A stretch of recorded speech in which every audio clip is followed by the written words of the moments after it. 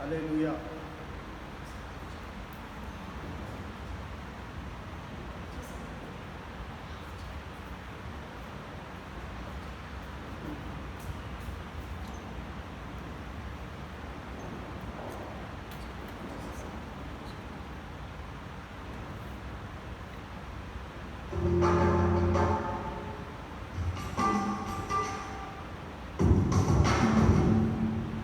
యెహోవా దేవుని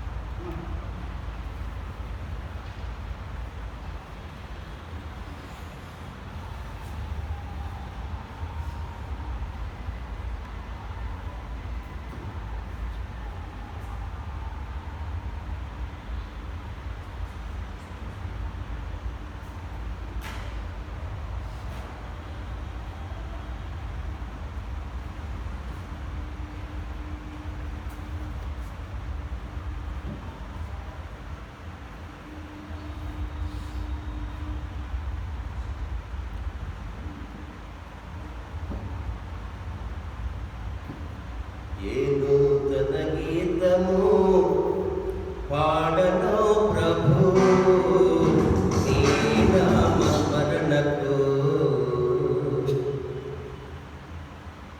ఏ నూతన గీతము పాడను ప్రభు నీ నామస్మరణకు. ఏమిచ్చి నీ రుణము తీర్చను ప్రభు నీ మేడకు. యేసయ్యా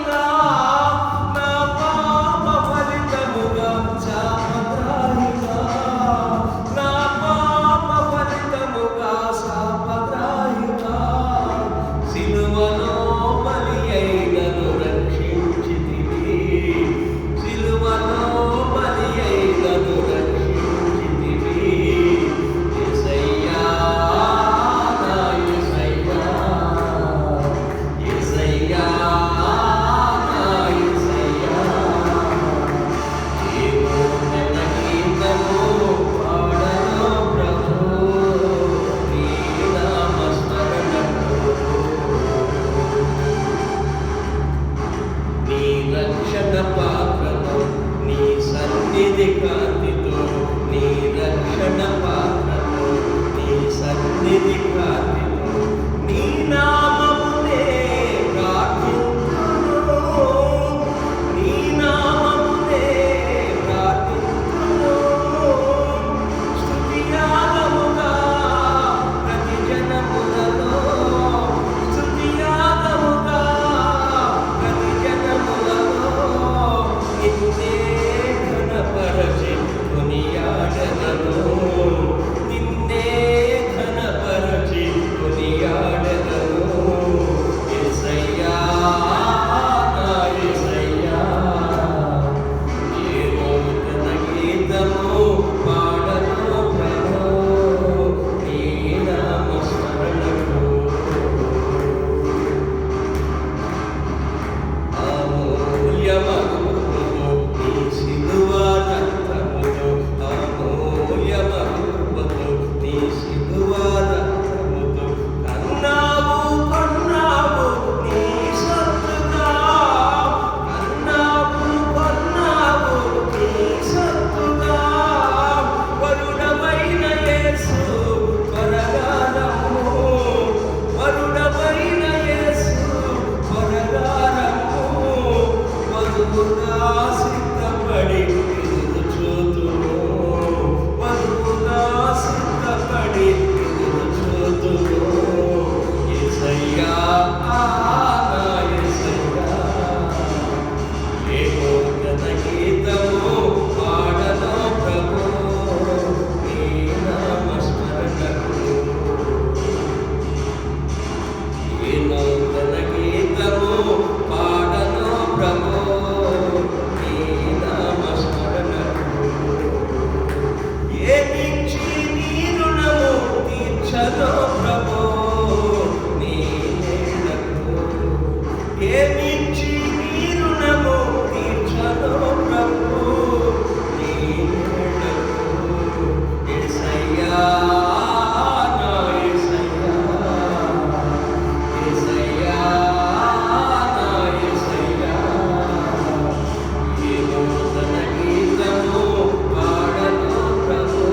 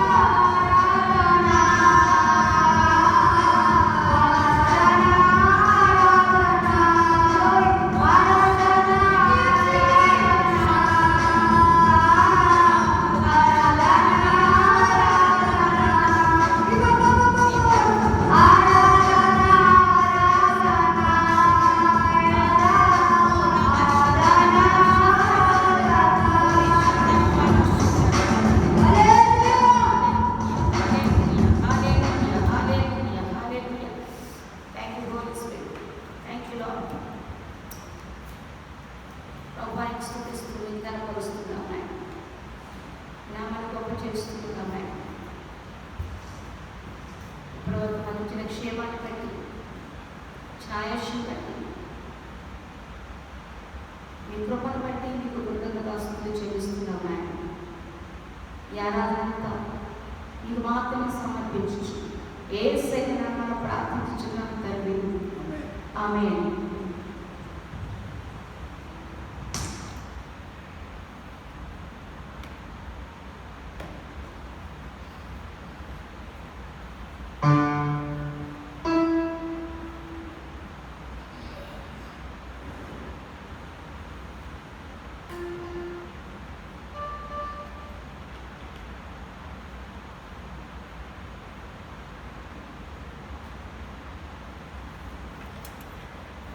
దేవుడికి కృతజ్ఞతలుగాక. హల్లెలూయా. ప్రతి సమయం వాక్యాన్ని ధ్యానించుకున్నాం.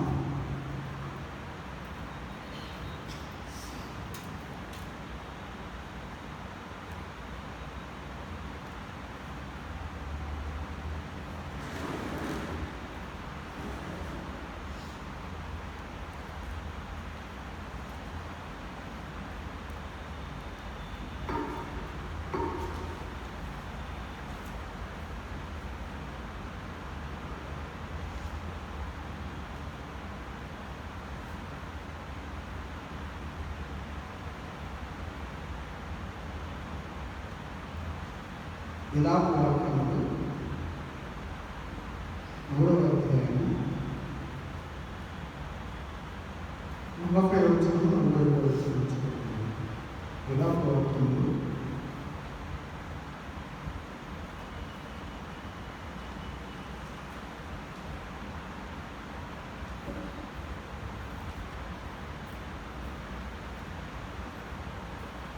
3వ అధ్యాయము 40 వచనము 42 వచనము.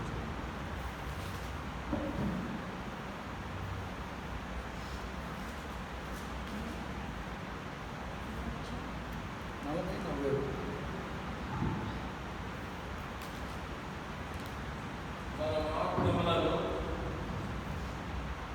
పరిశోధించి తెలుసుకుని మనం యెహోవా పట్టు తిరుగుదము. ఆకాశమందున దేవుని పట్టు మన హృదయములో మన తిరుగుదము ఎత్తుకొనము. చాలా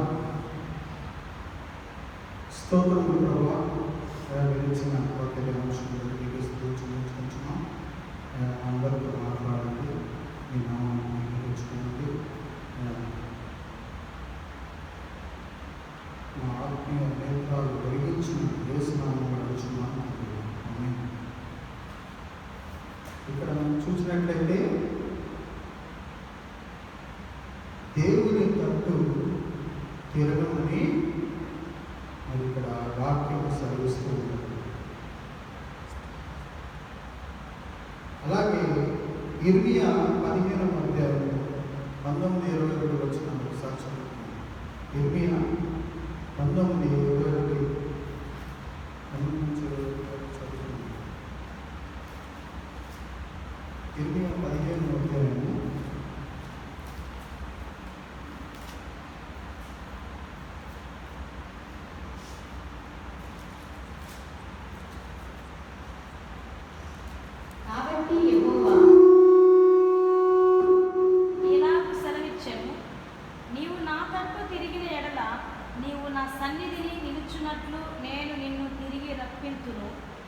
ఏవి నీచములో ఏవి ఘనములో నీవు గుర్తుపట్టిన ఎడల నీవు నా నోటి వలె ఉండువు. వారు నీ తట్టునకు తిరగవలెను గాని నీవు వారి తట్టునకు తిరగకూడదు. చూసారా దేవుడి వాక్యం ఎంత చక్కగా తెలియపరుస్తూ ఉందో. నీవు నా తట్టునకు తిరిగినప్పుడు మరి నీ నోటిని అలాగే నీ హృదయాన్ని కూడా చక్కగా నా మార్గంలో ఉంచుతాను. నేను వాక్యం సెలవిస్తున్నాను. నువ్వు వాళ్ళ తట్టు తిరగకూడదు. ఎవరి తట్టు? అన్యజనుల తట్టు. అన్యజనుల మార్గము వేరు, దేవుని ప్రజల మార్గము వేరు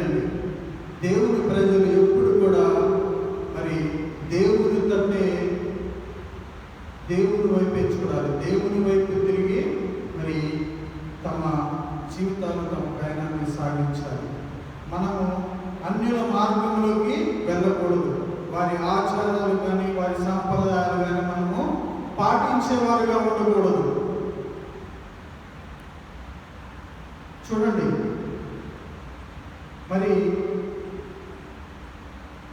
దానియేలు గ్రంథము 1వ అధ్యాయము 8వ వచనం ఒకసారి చదువుతున్నాము.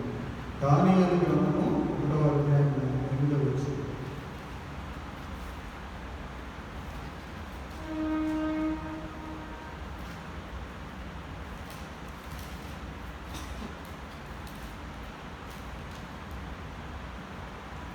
రాజు భుజించు భోజనమును పానము చేయు ద్రాక్ష రసమును పుచ్చుకొని తను అపవిత్రపరచుకొనకూడదని దానియేలు ఉద్దేశించి తాను అపవిత్రుడు కాకుండానట్లు వాటిని పుచ్చుకొనకుండా సెలవిమ్మని నపుంసకుల అధిపతిని వేడుకొనగా,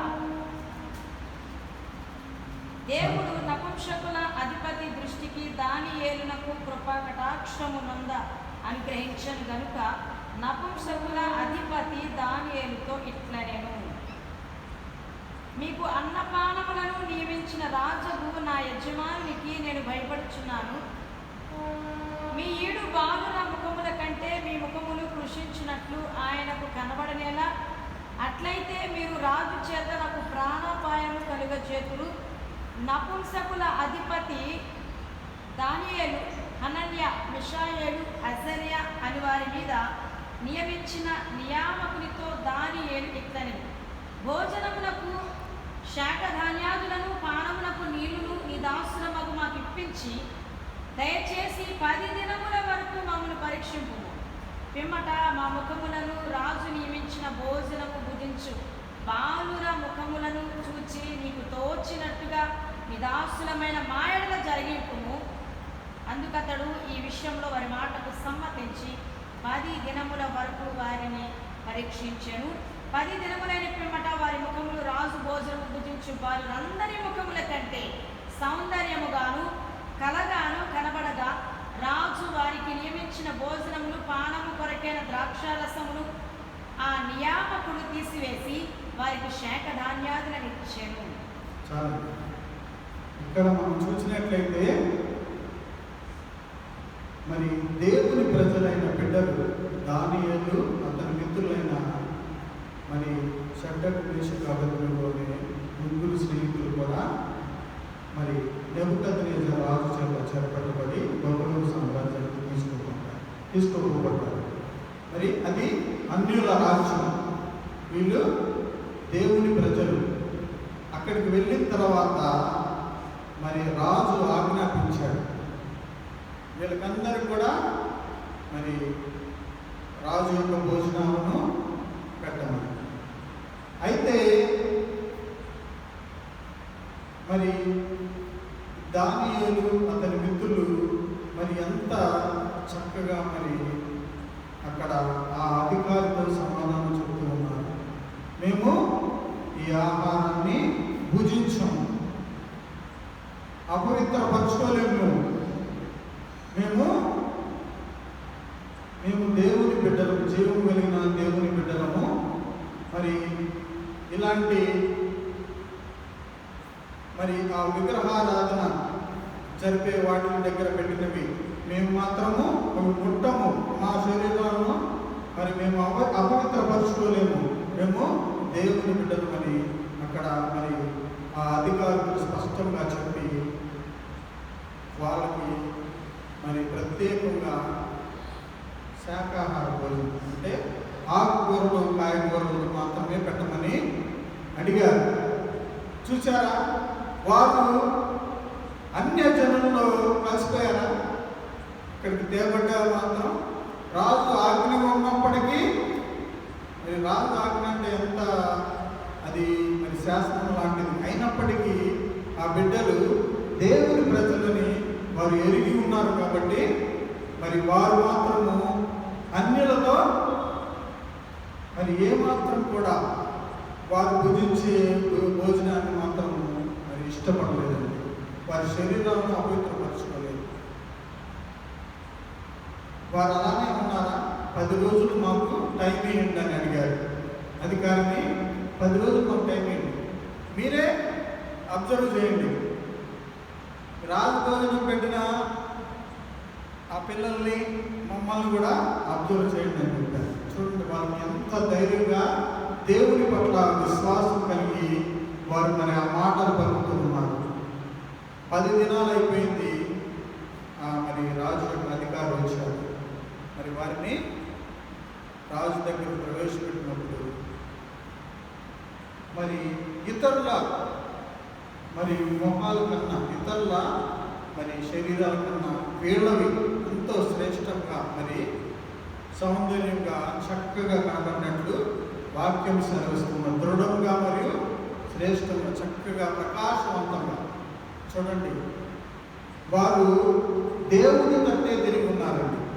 ఇక్కడ వాక్యం సెలవించినట్లుగా వారు అన్యుల తట్టుకు, అన్యుల ఆహారం తట్టుకు అక్కడ సమస్త విధమైన భోజనములు ఉన్నవి. ఆహారము శ్రేష్టమైనదే అయినప్పటికీ కూడా దానిని ఆశింపగా మరి వారు దేవునికి వ్యతిరేకంగా ఎక్కడ కూడా ప్రవర్తించకుండా మరి వారి యొక్క సాక్ష్య జీవితాన్ని కాపాడుకున్నారు. అందును బట్టి దేవుడు వారిని గర్వపరిచాడా లేదా? ఆ ప్రజలందరి మధ్యలో, ఆ బిడ్డలందరి మధ్యలో వీరు మాత్రమే ప్రత్యేకంగా శ్రేష్టంగా ప్రకాశవంతంగా వీరు మొహాలు. వారంతా కూడా నాన్ వెజ్ తినుండొచ్చు ఇతరులు, అయినప్పటికీ వీరు మరి ఆకుకూరలు అవే తినడానికి ఇష్టపడ్డారు. మరి వారు ఎంతగానో మరి చక్కగా ఉన్నట్లు వారిని సెలవిస్తున్నారు. అలాగే లూకా సువార్త 15వ అధ్యాయం, లూకా సువార్త 15వ అధ్యాయము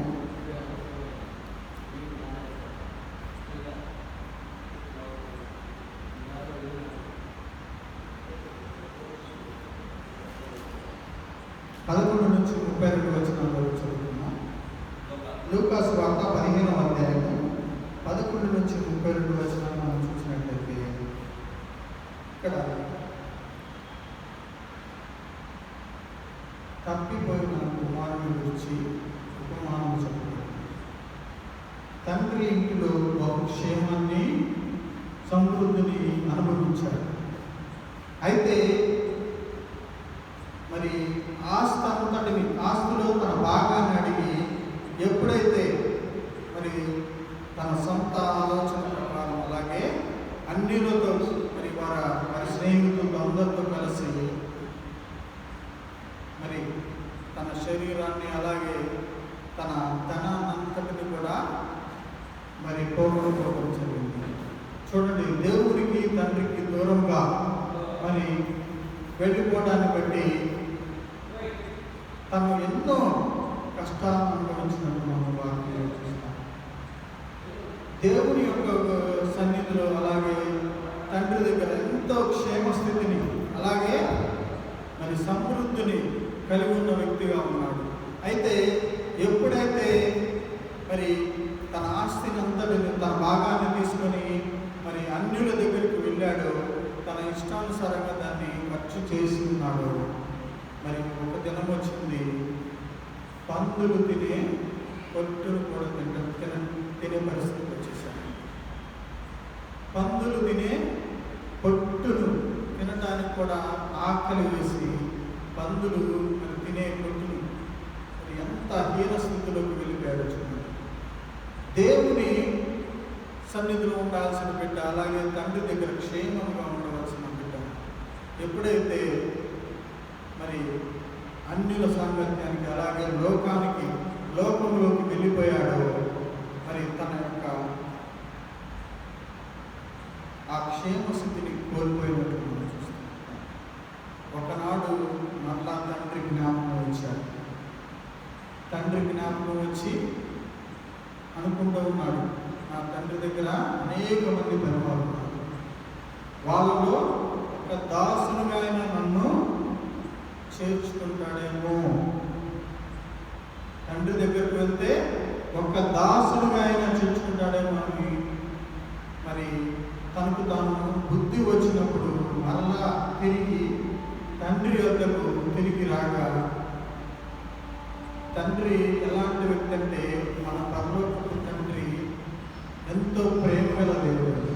ఆయన తన ప్రియ కుమారునే మన కోసం ఇచ్చిన గొప్ప దేవుడుగా ఉన్నాడు. ఆయన ప్రేమ అది ఎంతో మరి విలువైనది. ఆయన ప్రేమ ఎల్లరూ లేనిది. ఎందుకంటే సమస్తాన్నే మన కోసం ఇచ్చేశాడు. ఆయనే మన లోకానికి వచ్చి మనందరి కోసం మన పాపాలు మనకు రావాల్సిన శిక్షణంతటిని భరించాడు.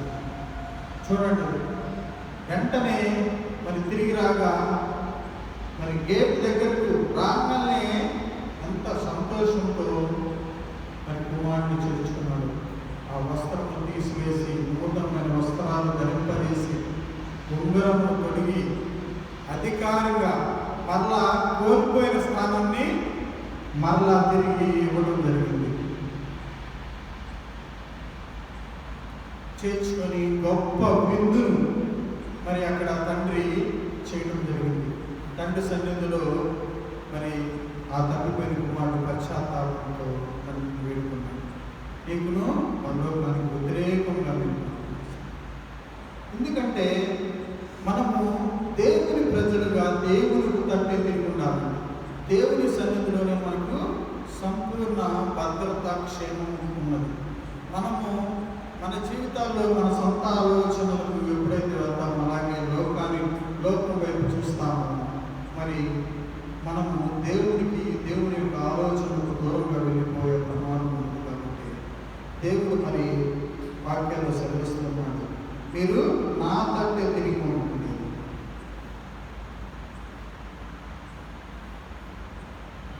అలాగే అబ్రహాము యొక్క మరి సహోదరుని కుమారుడైన లోతును మనం జ్ఞాపకం చేసుకున్నట్లయితే, సొదొమ గొమొర అనే పట్టణాల్లో వారు నివసిస్తూ ఉన్నారు. అయితే అక్కడ దేవునికి మరి ఇష్టం లేని కార్యాలు మరి అక్కడ జరగడాన్ని బట్టి దేవుడు మరి ఆ ప్రాంతాన్ని ఆయన ఉగ్రతతో నాశనం చేయాలని తలంచినప్పుడు అబ్రహాము విజ్ఞాపన చేయడాన్ని బట్టి లోతు యొక్క కుటుంబాన్ని మరి రక్షించడానికి దేవుడు మరి అవకాశం ఇచ్చాడు. అయితే దూతలను పంపించినప్పుడు లోతు తన కుటుంబము బయటకు వస్తున్నప్పుడు వారు ఒకటే చెప్పారు, మీరు వెనక తట్టు తిరిగి చూడవద్దు, మీరు తిరిగి చూడవద్దు, ముందుకే సాగిపోండి. ఆ ప్రాంతము దేవుని యొక్క ఉగ్రతకు మరి ఆ ప్రాంతం మీద ఉగ్రత రాబోతుంది, మీరు వెనక్కి తిరగకూడదు, మీరు ముందుకే సాగిపోండి అన్నప్పుడు లోతు తన కుమార్తెలకు ముందుకు సాగిపోయారు. అయితే లోతు యొక్క భార్య మాత్రము మరి వెనక్కి తిరిగింది. ఆమె మరి అక్కడ ఉన్న పరిస్థితులను తను విడిచిపెట్టడానికి ఇష్టపడని ఆమె వెనక్కి తిరిగి చూసిన మరుక్షణమే ఆమె ఉప్పు స్తంభంగా మిగిలిపోయింది. చూడండి, మనము దేవుని తట్టు ముందుకే సాగమని చెప్పినప్పుడు ఆమె వెనక్కి తిరిగేసింది. అటువైపు తిరగొద్దు, నువ్వు చూడొద్దు, అక్కడ శాపం ఉగ్రత ఉన్నది అని చెప్పినప్పటికీ మరి తను పట్టించుకోకుండా వెనక్కి తిరగడాన్ని బట్టి ఉప్పు స్తంభంగా మారిపోయింది. దేవుని తట్టు తిరిగినట్లయితే మరి క్షేమంగా తప్పించబడేది ఆ ఉగ్రత నుంచేను మరి అక్కడ సర్వోము పట్టణాలు కాల్చబడి. అయితే తను మాత్రం ముసలుగా ఇక్కడ మిగిలిపోయింది. ఈనాటికి మరి అది మన చరిత్రలో వెళ్ళి చూస్తూ ఉన్నారు.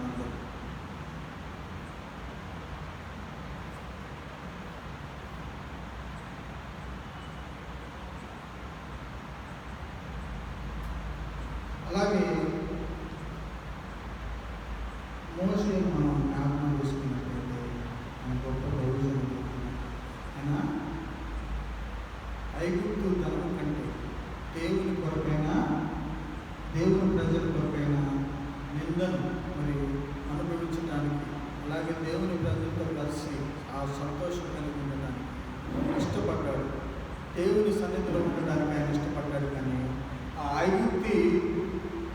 కంటే, ఆ రాజరికం కంటే, ఆ అన్యుల ఆ శాపగ్రస్తమైన జీవితం కంటే మరి శ్రేష్టంగా దేవుడిచ్చే ఆ రక్షణనే కోరుకున్నాడు. మోషే మరి ఎంత గొప్పగా దేవుని చేత వాడబడ్డాడు, గొప్ప దైవజనుడు ఉన్నాడు. నా ఇల్లంతటిలో నమ్మకస్తుడు, అతని వంటి సాత్వికుడు లేడు అని చెప్పి మరి చెప్పాడు. మరి దేవుని చేత సాక్ష్యం ఉంది, నా ఇల్లంతటిలో నమ్మకస్తుడని. ఎందుకంటే మరి ఫరో తర్వాత మోషేనే మరి అక్కడ ఫరోగా నియమించబడేవాడు. అయినప్పటికీ వాటిని అంతటిని కూడా మరి వదిలేశాడు. దేవుని ప్రజల కోసం, దేవుని కోసమే ఇష్టపడ్డాడు. తన ఐగుప్తు సిరినంతటి వదిలిపెట్టాడు. అక్కడ ఆ దినాలలో ఈజిప్ట్ అంటే అదొక మరి అప్పటికే డెవలప్మెంట్. ఈ రోజుల్లో మనము యుఎస్ని ఎలా చూస్తామో ఆ దినాల్లో మరి ఈజిప్ట్ అంటే అంత డెవలప్డ్ మరి కంట్రీగా ఉంటాక ఆ ప్రాంతంలో. అయినప్పటికీ అంత శ్రేష్టమైన వాటిని కూడా విడిచిపెట్టడానికి ఇష్టపడ్డాడు. దేవునితో మరి కలిసి దేవుని యొక్క సన్నిధిని వెతుకుతూ మరి ముందుకు సాగినట్టు మనం చూస్తూ ఉంటాం.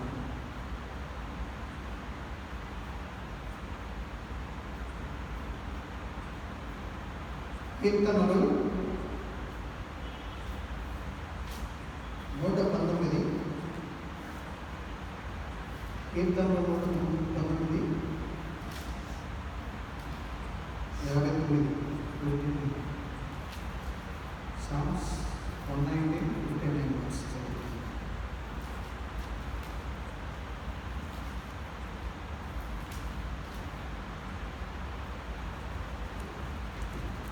నా మార్గములు నేను పరిశీలన చేసుకొంటిని, నీ శాసనముల తట్టు మరలుకొంటిని. నీ ఆజ్ఞలను అనుసరించుటకు నేను జాగు చేయక త్వరపడితిని. చూసారా? అలాగే 67 వర్సెస్. శ్రమ కలుగక మునుపు నేను త్రోవ విడిచితిని, ఇప్పుడు నీ వాక్యమును అనుసరించి నడుచుకొనుచున్నాను. 59లోనేమో నా మార్గములు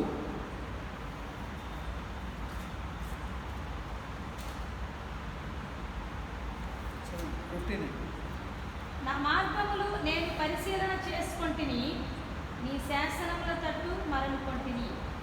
చూసారా? ఇక్కడ భక్తుడు ఏం చెప్తూ ఉన్నాడు? నా మార్గాలను నేను పరిశీలన చేసుకొని నీ శాసనముల తట్టు నేను మరలుకొంటిని. దేవుని శాసనం అంటే దేవుని మాట, దేవుని మాట అంటే దేవుడే. ఆయన తట్టే మరలుకున్నాడంట భక్తుడు సెలవిస్తూ ఉన్నాడు. చూసాడా? తన మార్గములను ఆయన తట్టు మరచుకున్నాడు. తన ఆజ్ఞల తట్టు, తన మాటల తట్టు, దేవుని యొక్క వాక్యం వైపు తన మనస్సును, తన మార్గాన్ని మరి మరచుకున్నట్టు ఇక్కడ చూస్తాం. మీరు నా తట్టు తిరిగిన ఎడల మీరంతా కూడా రక్షించబడతారు, క్షేమమైన భద్రత కలిగి ఉంటారు. వాక్యం సెలవిస్తున్నారు.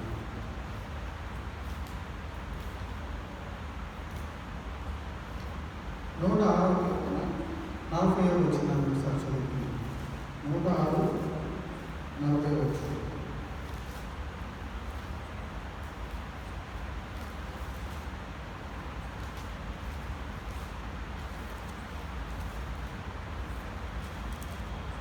కావున యెహోవా కోపము ఆయన ప్రజల మీద రగులుకొనెను, ఆయన తన స్వాస్థ్యమందు అసహ్యపడెను.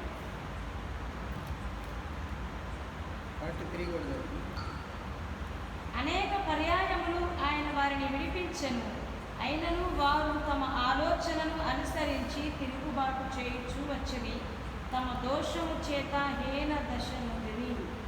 చూసారా? ఇక్కడ ఇశ్రాయేలు ప్రజల గురించి అనేక మార్లు మరి ఆయన తట్టు తిరగకుండా వారు మాటి మాటికి తప్పిపోతూ ఏ స్థితికి వెళ్ళిపోయారంటండి?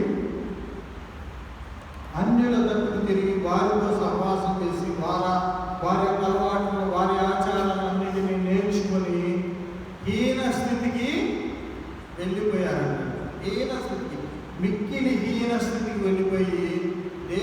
మొరపెట్టినప్పుడు అనేక మార్లు ఆయన జాలి చేసుకొని దయ కలిగి కృప కలిగి ఆయన వారిని విడిపించినట్టు వాక్యంలో చూస్తాం. అనేక మంది న్యాయాధిపతులను పంపించారు, వారిని విడిపించారు, రక్షించారు. అయినప్పటికీ వీరేం చేస్తున్నారు?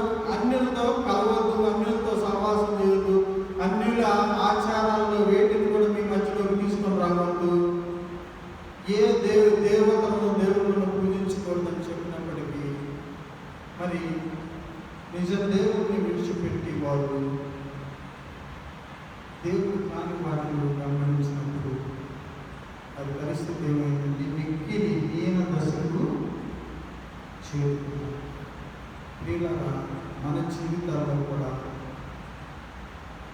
మనము లోకంలో జీవిస్తున్నాము. అయినప్పటికీ దేవుడు మనల్ని ప్రత్యేకించుకున్నాడు. ఈ యొక్క అన్య జనుల నుంచి మరి మనల్ని పిలిచిన దేవుడు ఆయన నమ్మదగిన వాడు కనుక, నీతిమంతుడు కనుక మనలను నీతి మార్గంలో నడిపించాలని కోరుకుంటున్నాడు. ఆయన తట్టు తిరిగి మనం నడిచినప్పుడు మనకేం కలిగిందంట? వెలుగు కలిగిందంట. ఆయన తట్టు తిరిగి మనం నడిచినప్పుడు ఏం కలిగింది? మనకు వెలుగు కలిగింది. ఆ వెలుగులో మనం తప్పిపోవడానికి మరి పడిపోవడానికి ఛాన్సెస్ ఉంటాయా? వెలుగులో మనకంతా కూడా స్పష్టంగా కనిపిస్తుంది. మనము ఆయన తట్టు తిరిగినప్పుడు, ఆ వెలుగైన దేవుడు తట్టు తిరిగినప్పుడు మనం కూడా ఆ వెలుగు అనేది మనకు కలిగింది.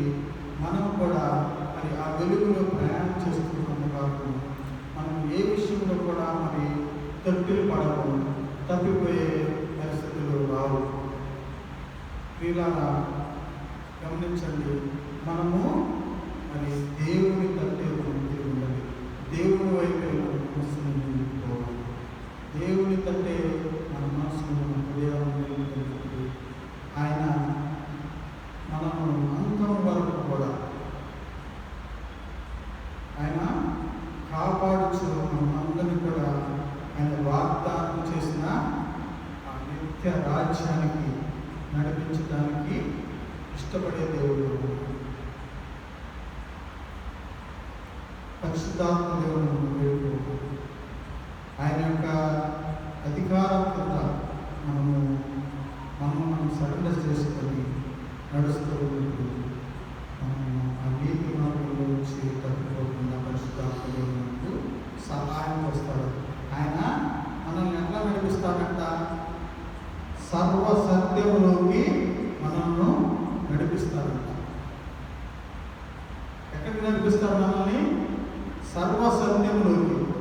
అసత్య మార్గాల్లోకి నడిపేయడు మనల్ని, అలాగే ఈ చీకటిలోకి నడిపేయడు, కానీ సర్వసత్య మార్గమైన సర్వసత్యములోకి నడిపిస్తాడు. జీవములోకి మనల్ని నడిపించే దేవుడుగా ఉన్నాడు. అందరం కలుసుకొని కొద్ది సమయం దేవుడు అడుగుదాం.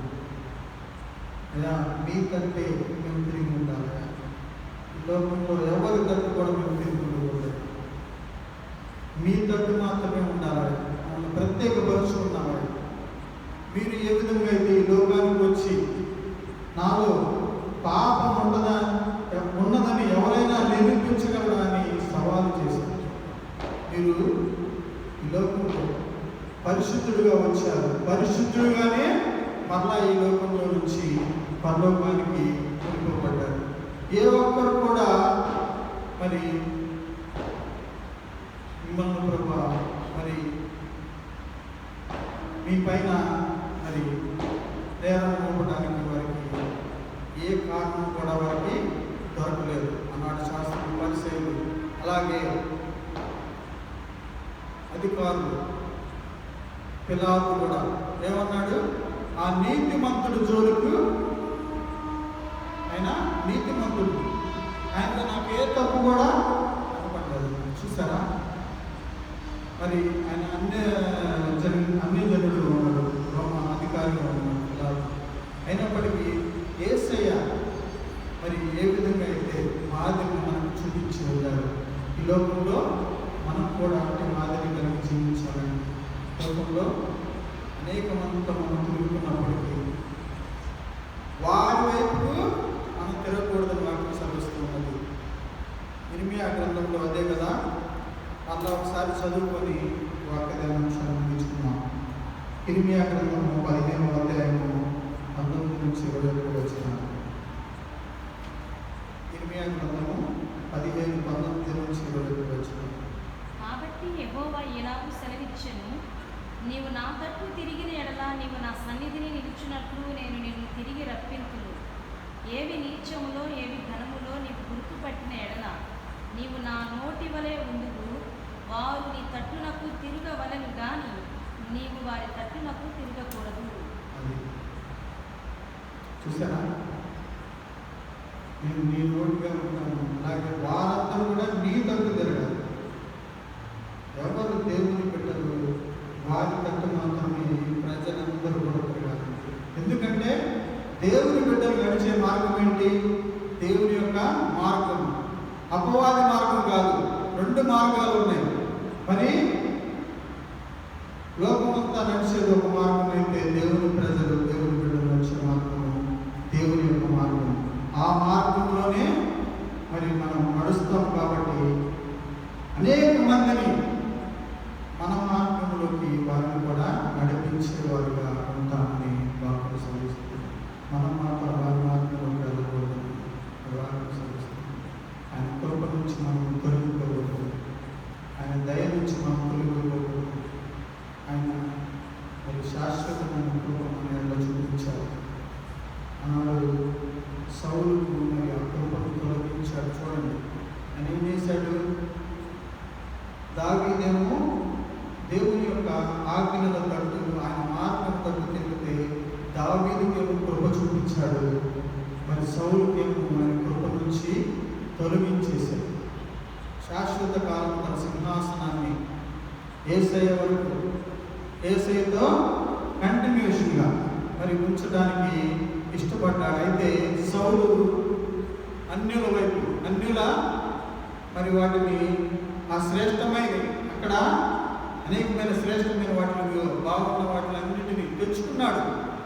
చూసారా, దేవుడు సమూయేలు ప్రభు ద్వారా ఏం చెప్పాడు? అన్నింటినీ కూడా నాశనం చేయమన్నప్పటికీ ఆయన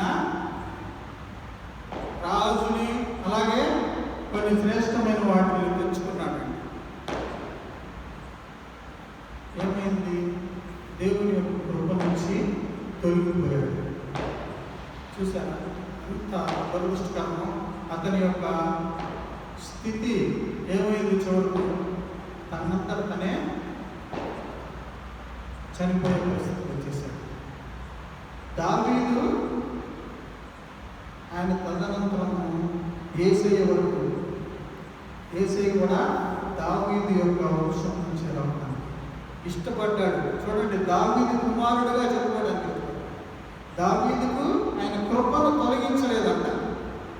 మనం ఆయన కృపను మరి నిర్లక్ష్యం చేయకూడదండి.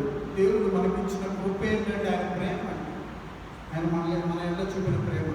మనము అనీతిమంతులమైనప్పటికీ ఆయన ప్రేమ మన కోసం వెల్లడిపరిచి మనందరూ కూడా నీతిమంతులుగా, ఆయన నీతిని మనకిచ్చి నీతిమంతులుగా చేసుకున్నారు.